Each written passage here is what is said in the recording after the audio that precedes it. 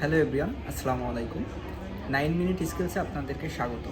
আমরা কর্মক্ষেত্র সহ বিভিন্ন জায়গায় এক্সেলের ব্যবহার করে থাকি। এই এক্সেলের ব্যবহার বা এক্সেলের কাজ করার পূর্বে আমাদের যদি এক্সেল সম্পর্কে বেসিক একটা ধারণা থাকে, তো সেক্ষেত্রে আমরা এই কাজগুলো প্রপারভাবে করতে পারবো। তো এক্সেল বেসিক ধারণা যেমন এক্সেল কি, এক্সেল কত প্রকার বা এক্সেলের কাজ আমরা কতভাবে করতে পারি, কিভাবে একটি এক্সেল শিট ওপেন করতে হয়, কিভাবে সেভ করতে হয়, কিভাবে শেয়ার করতে হয়, এবং আমরা যদি কোনো রিপোর্ট বা সামারি তৈরি করি সেটা নিজেদের মতো করে কিভাবে কাস্টমাইজ করতে হয়, সেটা আমরা আজকের এই ভিডিওতে শিখব। তো চলুন শুরু করা যাক। প্রথমে আমরা জানবো এক্সেল কি। তো এক্সেল একটা প্রোগ্রাম বা সফটওয়্যার যেখানে আমরা তথ্য বা সংখ্যাকে বিশ্লেষণ করতে পারি, বিভিন্ন হিসাব নিকাশ করতে পারি, বিভিন্ন সামারি বা রিপোর্ট তৈরি করতে পারি।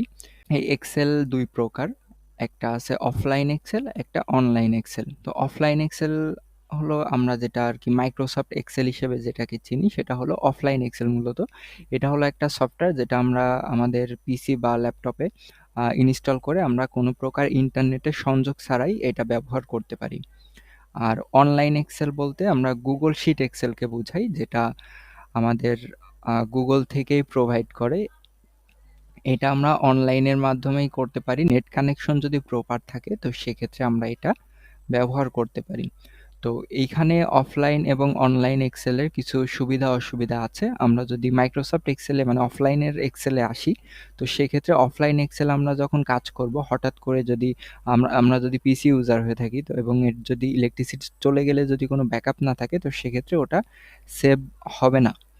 এটা আমরা যদি আগে থেকে সেভ না করে রাখি তো সেক্ষেত্রে ওটা সেভ হচ্ছে না। কিন্তু আমরা যদি গুগল শিট এক্সেল যদি আমরা শিটটা ইউজ করি, তো সেক্ষেত্রে আমরা যে কোনো কিছু লিখলেই একটা ডাটা যদি আমরা ইনপুট করি, তো সেই ডাটা ইনপুট হইলেই ওটা অটোমেটিক্যালি ওটা সেভ হয়ে যাবে। তো এটা হলো অফলাইন এবং অনলাইন এক্সেলের পার্থক্য। তো আমরা যেহেতু এক্সেলে কাজ শিখব, অফলাইনের ক্ষেত্রে সেভ করা একটা প্রবলেম বা শেয়ার করা একটা প্রবলেম, আমরা গুগল শিট এক্সেল এটাই আর কি আমরা কাজ করে দেখাবো।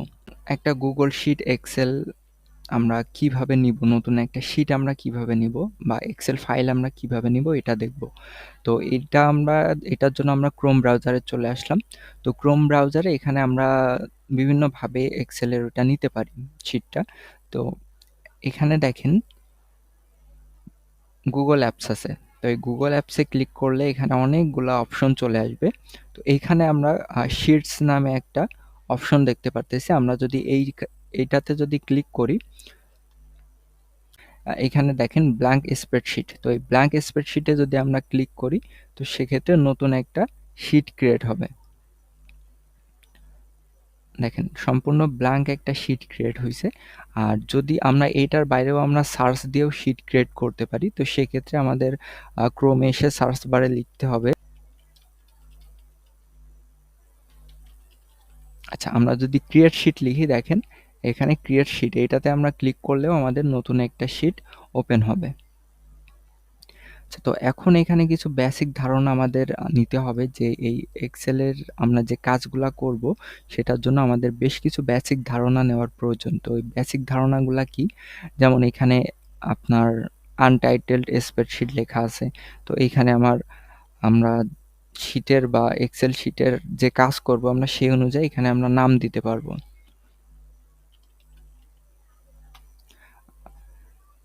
পাশাপাশি দেখা যাচ্ছে যে এখানে আমরা অ্যাড শিটে যদি ক্লিক করি, তাহলে মেইন যে শিটটা আছে এই শিটের মধ্যে আমাদের একাধিক শিট আমরা ক্রিয়েট করতে পারবো এবং সেখানে আমরা ডাটা ইনপুট করতে পারবো, আমরা এক্সেলের কাজগুলো আর কি করতে পারবো। দেখেন এ বি সি ডি, এগুলা হলো ABCD দেওয়া আছে, আর এই সাইডে আমাদের 1 2 বা 1 2 3 4 5 এভাবে করে দেওয়া আছে। তো এইগুলা কিসের জন্য দেওয়া? তো এইগুলো আমাদের প্রত্যেকটা ঘর চেনার জন্য আর কি আমাদের ওইগুলা দেওয়া হয়েছে। তো এই ABC এগুলাকে আমরা কি বলি? কলাম বলি। 1 2 3 এগুলাকে আমরা রো বলি। আর যেগুলা আছে এগুলাকে আমরা রো বলি, আর সোজাসুজি যেগুলা আছে এগুলাকে আমরা কলাম বলি। এখন বিষয় হলো যে প্রত্যেকটা এখানে অনেকগুলা ঘর আছে, এই ঘরগুলাকে আমরা সেল বলি। তো এই প্রত্যেকটা সেলের এক একটা নাম আছে। তো এই প্রত্যেকটা সেলের নাম কি, যেমন আমি এটাতে ক্লিক করলাম, এটার নাম কি, এটা হলো ডি কলামের 5 নাম্বার রো। তো এইটার নাম কি, এটার নাম হলো D5। এখানে দেখেন লেখা শো করতেছে D5। তো এটা হলো সেলের নাম। প্রত্যেকটা সেলের এরকম আলাদা আলাদা নাম পেয়ে যাবেন। তো এখন আমরা চাইলে এই যে ঘরগুলা এই বা সেল যেগুলো আছে এগুলো আমরা চাইলে ছোট বা বড় বা নিজেদের মতো করে একটু কাস্টমাইজ করে নিতে পারি। তো সেক্ষেত্রে আমরা কি করব, আমরা এই কলামটাই আর কি আমরা ছোট বড় করব। তো সেক্ষেত্রে আমরা যদি এটা ডান সাইডে যাই তাহলে দেখবেন দুই সাইডে তীর চিহ্নে চলে আসবে। মাউসের কার্সারটা ওখানে নেওয়ার পরে বাম বাটনে ক্লিক করে আমরা যদি টান দিই তাহলে বড় হয়ে যাবে, যদি আবার এদিকে নিয়ে আসি তাহলে ছোট হয়ে যাবে। তো সেম ক্ষেত্রে আমাদের এখানে রোহের ক্ষেত্রেও সেম, নিচের দিকে টান দিই তাহলে বড় হবে, আবার যদি উপরের দিকে দিয়ে দিই তাহলে ছোট হবে। তো এখন আমরা চাইলে একসাথে সবগুলাই কিন্তু ছোট বড় করতে পারি। যেমন আমি এগুলা এখন সিলেক্ট করে নিলাম। এগুলা সিলেক্ট করে নেওয়ার পরে আমি চাইলে এখান থেকে এগুলা যদি শর্ট করি তাহলে শর্ট হয়ে যাচ্ছে।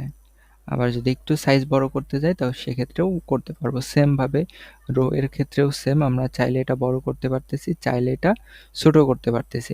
এখন এখানে আমাদের কিছু ডাটা দেওয়া আছে, এই ডাটাগুলোকে আমরা কিভাবে নিজেদের মতো সুন্দর করে সাজায় নিতে পারবো তো সেইটা দেখব।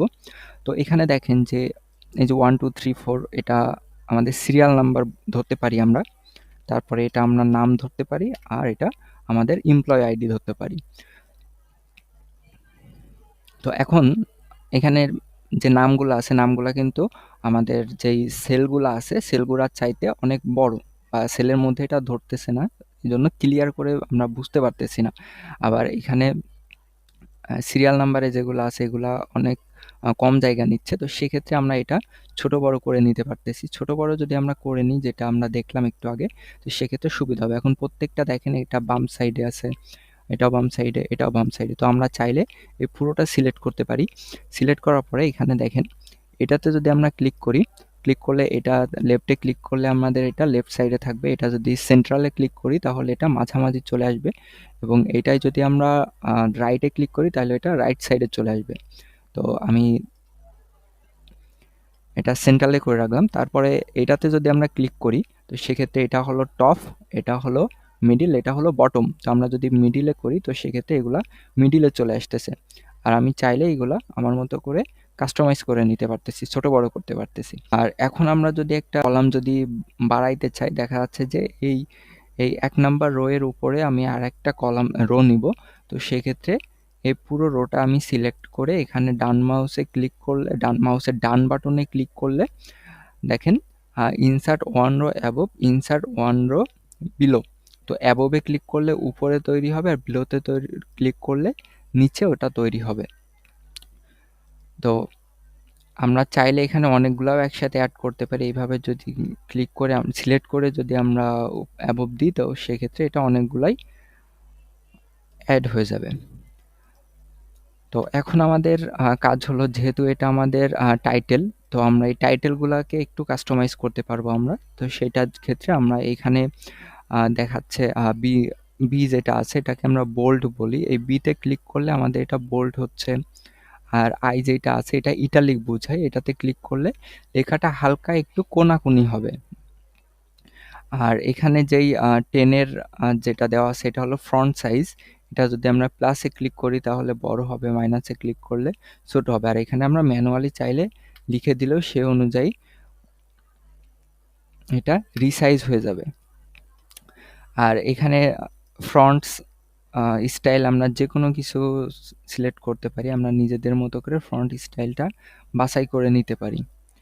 তো এখন এখানে অনেক সময় দেখা যায় যে কালার করতে হয়। তো এইটা দেখেন এতে যেটা দেওয়া আছে এটা হলো টেক্সট কালার।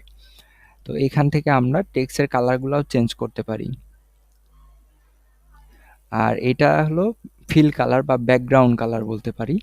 তো এই ব্যাকগ্রাউন্ড কালার আমরা যেটা দিব সেটাই আর কি নিয়ে নিবে। আর এটা আমরা চাইলে প্রত্যেকটা বর্ডারও দিতে পারি। এই যতটুকু আমরা বর্ডার দিব ততটুক এখান থেকে সিলেক্ট করব। সিলেক্ট করার পরে এই বর্ডারসে ক্লিক করলে আমাদের বর্ডার আমরা দিতে পারবো। আবার এইখানে দেখা যায় যে অনেক ক্ষেত্রে এই যে আমরা এখানে বর্ডার সিলেক্ট করছি, কিন্তু তারপরেও এই সেলগুলাই বোঝা যাচ্ছে যে প্রত্যেকটা এক একটা সেল। তো আমি চাইলে এইগুলা পুরোটাই সাদা করে নিতে পারবো। তো সেটার জন্য আমাদের কি করতে হবে, এখান থেকে আমাদের ভিউয়ে আসতে হবে। ভিউয়ে আসার পরে শোর পরে আপনাদের এখানে এই যেটা টিকমার্ক দেওয়া আছে এটা উঠাই দিতে হবে। উঠাই দিলে দেখেন পুরো শীটটাই সাদা হয়ে আছে, আর আমি যতটুকু কাস্টমাইজ করছি শুধুমাত্র ততটুকু আছে। তো সেক্ষেত্রে আমরা এটা আমাদের সামারি বা আমাদের যে রিপোর্ট বলেন, রিপোর্টের সৌন্দর্য বৃদ্ধি করার জন্য আমরা এটা করতে পারি। আর এখন এটা আমরা চাইলে অনেক সময় দেখা যায় কি ২টা বা ৩টা সেলকে আমরা মার্জ করতে চাই। তো মার্জ করার ক্ষেত্রে আমরা কি করব, যেগুলো আমরা মার্জ করতে চাই পুরোটাই সিলেক্ট করব। মনে করেন যে আমি এই ৩টা রো মানে এই ৩টা সেল আর কি মার্জ করতে চাচ্ছি। তো সেক্ষেত্রে এখানে আসার পরে এই মার্জ সেলে ক্লিক করতে হবে। এটা সিলেক্ট করার পরে আমরা যদি এই মার্জ সেলসে ক্লিক করি তো সেক্ষেত্রে পুরোটাই দেখেন মার্জ হয়ে যাচ্ছে। তো এটা আমি সামারি লিখতে পারি এখানে। এখানে আমি সামারি লিখে দিলাম। দেখেন এটা কিন্তু পুরোটাই মার্জ হয়ে আছে। তো আমার নিজের মতো করে এটা কাস্টমাইজ করে নিচ্ছি। আচ্ছা, এখন আমি যদি স্ক্রল করি, আমার অনেক সময় দেখা যায় যে উপরে আমার টাইটেল যেটা আছে এটা আমার ফ্রিজ রাখতে হবে, আর নিচে অনেকগুলা ডাটা আছে, কিন্তু এটা উপরে চলে যাওয়ার ক্ষেত্রে আমার একটু অসুবিধা হইতে পারে। তো সেটার জন্য আমরা কি করব, এখানে আমরা যখন রো যেটা আছে রো এর উপরে যখন আসব তখন আমাদের এখানে একটা হাত শো করবে। তখন আমরা মাউসের বাম বাটনে ক্লিক করে আমরা যদি নিচে টেনে দিই তো সেক্ষেত্রে উপরের ২টা রো আমাদের ফ্রিজ হয়ে যাচ্ছে। এখন যদি স্ক্রল করি উপরের ২টা ফ্রিজ হয়ে থাকবে, বাদবাকি সবকিছুই স্ক্রল হবে। তো সেম ভাবে এটা যদি আমরা এটা তো রো এর ক্ষেত্রে, এবার আমরা যদি কলামের ক্ষেত্রে দেখা যাচ্ছে এ কলাম ফ্রিজ করব, তো সেক্ষেত্রে সেম ভাবে এটা আমরা টান দিলে এই কলামটা ফ্রিজ হবে, কিন্তু এটা আমার ফ্রিজ হচ্ছে না। কারণ কি? কারণ আমার এ বি সি এর যে ১ নাম্বার যেই সেলগুলো আছে এইগুলা কিন্তু আমার মার্জ করা আছে, যার জন্য ওটা আমরা ফ্রিজ করতে পারতেছি না। তো আমরা যদি মার্জটা যদি উঠাই দিই তো সেক্ষেত্রে আমরা সহজে এটা ফ্রিজ করতে পারবো। দেখেন ওটা ফ্রিজ হয়ে আছে। অনেক সময় দেখা যায় যে আমাদের কলামটা ছোট অবস্থাতে আছে বা আমরা এটা বড় করার প্রয়োজন হচ্ছে না। তো সেক্ষেত্রে আমাদের এই টেক্সটটা পুরোপুরি আমরা ওই সেলে যে কি আছে সেটা আমরা আর কি ক্লিয়ার আর কি বুঝতে পারি না। তো সেক্ষেত্রে আমরা কি করতে পারি, এটা সিলেক্ট করার পরে এখানে দেখেন টেক্সট ওয়ার্পিং লেখা আছে, এইটাতে ক্লিক করলে আমরা যদি ওয়ার্পে ক্লিক করি তাহলে ওই সেলের ভেতরেই পুরো উপর নিচ হয়ে আমাদের পুরো টেক্সটটা শো করবে। তো আমরা চাইলে ওইটা না করেও আমরা চাইলে এটা যদি কলামটা একটু লম্বা করে দিই তো সেক্ষেত্রে এটা আমরা ইজিলি করতে পারবো। আচ্ছা, এখন বিষয় হলো যে আমরা একটা শীট কিভাবে সেভ করব। তো ওপেন করা শিখলাম, এখন সেভ। ফার্স্টেই আমি বলেছিলাম যে আমাদের অফলাইন এক্সেল যেটা আছে বা মাইক্রোসফট এক্সেল যেটা আছে ওইটার ক্ষেত্রে আমাদের আলাদাভাবে সেভ করে নিতে হয় কন্ট্রোল এস দিয়ে, বা আমাদের ফাইলে আসার পরে সেভ করে নিতে হয়।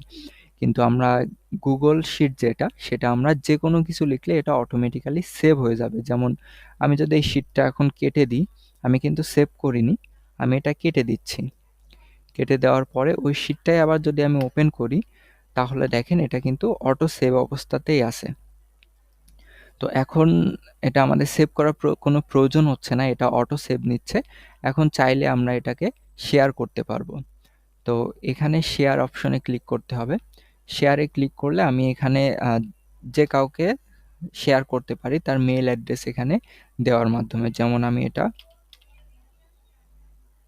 আমি এটা এই মেইলে শেয়ার করব, এবং এখানে দেখেন যে এডিটর দেওয়া আছে। তো এখানে ভিউয়ার আছে, কমেন্টার আছে, এডিটর আছে। তো আমি যাকে শেয়ার করতেছি সে এই শিটের কোন ধরনের বা কোন টাইপের অ্যাক্সেসটা পাবে সেটার জন্য আমি যদি এখানে ভিউয়ার অ্যাক্সেস দিই তো সেক্ষেত্রে উনি যাকে শেয়ার করতেছি সে শুধুমাত্র এই শিটটা ওপেন করে এখানকার যেই কাজগুলো আছে সেগুলো শুধুমাত্র দেখতে পারবে। আর কমেন্টার দিলে সে কমেন্টও করতে পারবে, আর যদি এডিটর দিয়ে আমি যেভাবে এডিট করতে পারতেছি সে এইভাবেই এডিট করতে পারবে। আর নোটিফাইটা হলো যে আমি যদি তাকে এই নোটিফাই যদি টিক মার্ক দিয়ে রাখি, তো সেক্ষেত্রে তার মেইলে একটা নোটিফিকেশন যাবে, তার কাছে একটা মেইল সেন্ড হবে যে আমি তাকে এই শিটটা শেয়ার করেছি। আর যদি এটা উঠাই দিই, তো সেক্ষেত্রে তার কাছে কোনো নোটিফিকেশন যাবে না। তো এটা আমি শেয়ার করে দিলাম। আচ্ছা, শেয়ার ডান। এখন আমার দেখা যাচ্ছে যে এই শিটটা আমার অনেকজনকে শেয়ার করতে হবে। তো সেক্ষেত্রে তো আমার ম্যানুয়ালি একজনকে শেয়ার করা ওইভাবে একটু হিউজ একটা টাইমের ব্যাপার। তো সেক্ষেত্রে আমরা চাইলে এখানে যে রেস্ট্রিক্টেড যেই অপশনটা আছে এটাতে ক্লিক করলে এনিওয়ান উইথ দ্য লিঙ্ক, এটাতে ক্লিক করলে এই লিঙ্কটা যার কাছে থাকবে সে লিঙ্কের অ্যাক্সেসটা পাবে। তো কোন অ্যাক্সেসটা পাবে, এখানে দেখেন ভিউয়ার অ্যাক্সেস। চাইলে এখান থেকে কমেন্ট আর এডিটর সিলেক্ট করে আমরা যদি এখানে ডান করে দিই, তো সেক্ষেত্রে সে এই অ্যাক্সেসটা পেয়ে যাবে। তো সেক্ষেত্রে আমাদের ম্যানুয়ালি আমাদের মেল অ্যাড্রেস বসায় তাদেরকে আর কি শেয়ার করার প্রয়োজন হচ্ছে না, তাদেরকে জাস্ট লিঙ্কটা দিয়ে দিলেই হচ্ছে। আর এখানে আমাদের আরও বেশ কিছু কাজ আছে। ফাইলের ভেতরে আমরা নিউজ শিট নিতে পারবো, এটা আমরা ডাউনলোড করে নিতে পারবো। যেমন এক্সেলে মাইক্রোসফট এক্সেলে যখন আমরা কাজ করব সেটা কিন্তু সেভ করে নিতে হবে, এবং আমরা চাইলে এটাও আমরা অফলাইন করে নিতে পারবো। সেটা হলো ডাউনলোডে ক্লিক করলে এখানে আমরা যে ফরম্যাটে আমাদের অফলাইন করার প্রয়োজন হবে সেই ফরম্যাটেই আমরা অফলাইন করতে পারবো।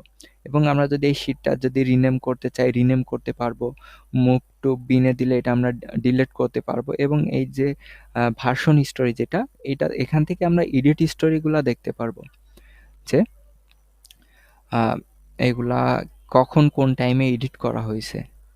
তো চাইলে আমরা এটাকে রিস্টোর দিস ভার্সন, মানে দেখা যাচ্ছে যে অনেক সময় আমাদের ভুল কাজ করা হয়ে যেতে পারে। তো সেক্ষেত্রে আমরা আগের ভার্সনটা যদি আনতে চাই, তো সেক্ষেত্রে ওই টাইমটাতে সিলেক্ট করে এখানে যদি রিস্টোরে ক্লিক করি, তো সেক্ষেত্রে আমাদের এটা রিস্টোর হয়ে যাবে। আর পাশাপাশি এডিটের এখানে কিছু অপশন আছে, ভিউয়ের এখানে কিছু অপশন আছে। তো এগুলা পরবর্তী ভিডিওতে আমরা আরও ক্লিয়ারলি জানতে পারবো। তো আজকে ছিল এই পর্যন্তই। আসসালামু আলাইকুম।